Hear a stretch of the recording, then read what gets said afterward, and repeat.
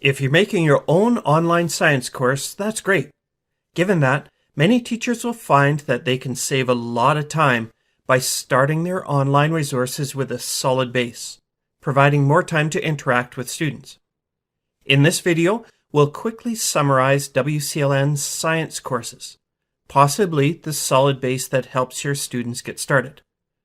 WCLN's science courses for grades 4 through 10 each have 4 units: biology, chemistry, physics, and earth science, aligning with the new curriculum. For these, a teacher would typically aim to complete 1 unit per quarter. Now, senior science courses are divided up into 7 to 9 units each, or about 2 units per quarter.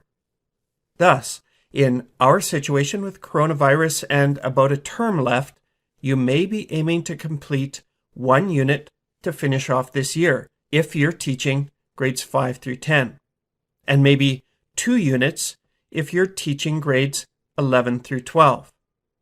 If you want, you can hide the units that your students won't be covering. Instructions for this are found further below on the list. Note that each unit starts with a learning guide. Now, learning guides help the students take notes and practice the various skills included in each unit. They're like an assignment worksheet, but most teachers don't use them for much assessment. They're more to help the students organize their learning. Now, below the learning guide are the lessons, which help the students in completing the learning guide. Now, the lessons are found within a bunch of books.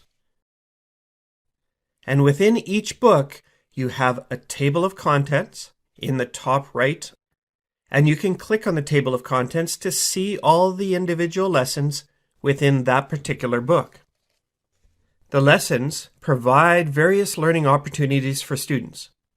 We have explanations, video tutorials, interactive media of various types, and a variety of examples.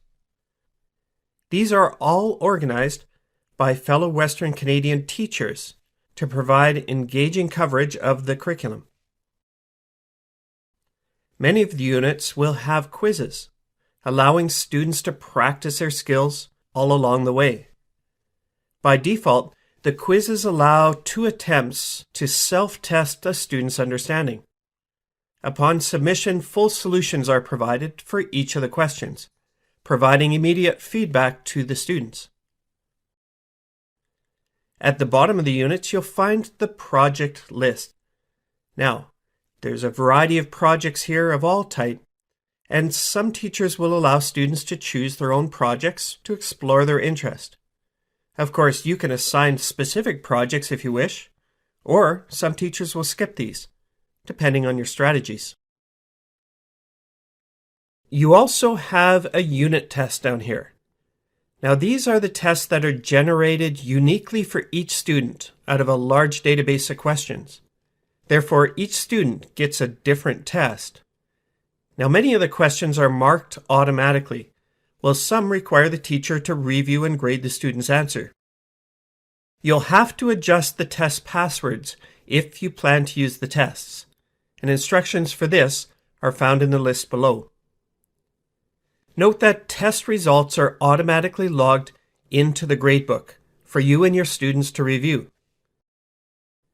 If you wish, you can have your students submit their learning guides and/or projects at the end of the unit right here.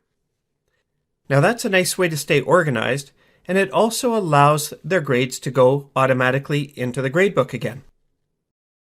Of course, many teachers will want to further modify these courses. Some will add discussion forums to initiate student discussions on topics. Some will add their own Zoom live sessions and/or recordings. Some will send parent communications through the progress reports, and others will do even more serious modifications to the courses. Instructions for all of these options are included further below in the list.